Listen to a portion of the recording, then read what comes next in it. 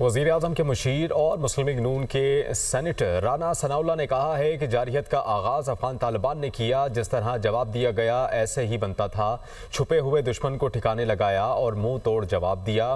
ہم نے 40 لاکھ افغان مہاجرین کی میزبانی کی۔ اگر وہ فتنہ الہندوستان اور را کے ایجنٹوں کو ٹریننگ دیں گے تو ہماری طرف سے معذرت ہے۔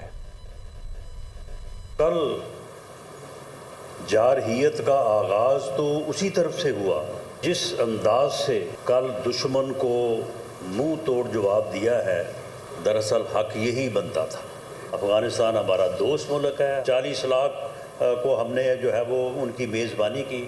اگر وہ فتنہ ہندوستان کو را کو وہاں پہ بٹھائیں اور وہاں پہ جو ہے وہ ٹریننگیں کروائیں تو یہ بات جو ہے وہ اس کے اوپر پھر معذرت ہے۔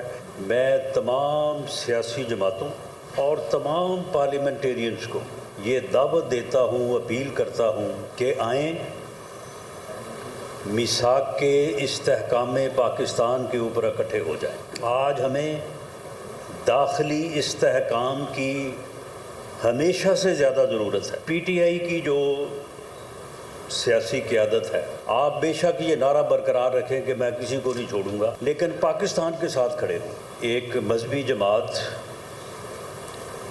جو اس وقت غزہ مارچ کے نام پہ جو ہے وہ ایک جو ہے وہ ایکٹیویٹی کر رہی ہے، اس بارے میں مولانا فضل الرحمان صاحب سے بھی جو ہے وہ میری بات ہوئی ہے۔ غزہ مارچ سفارتی کوششوں سے حل ہو چکا ہے۔ آپ کو اس وقت اپنے اس احتجاج کو جو ہے وہ ان شہداء کے نام کرتے ہوئے جو ہے وہ اس کو آپ ختم کر دیں۔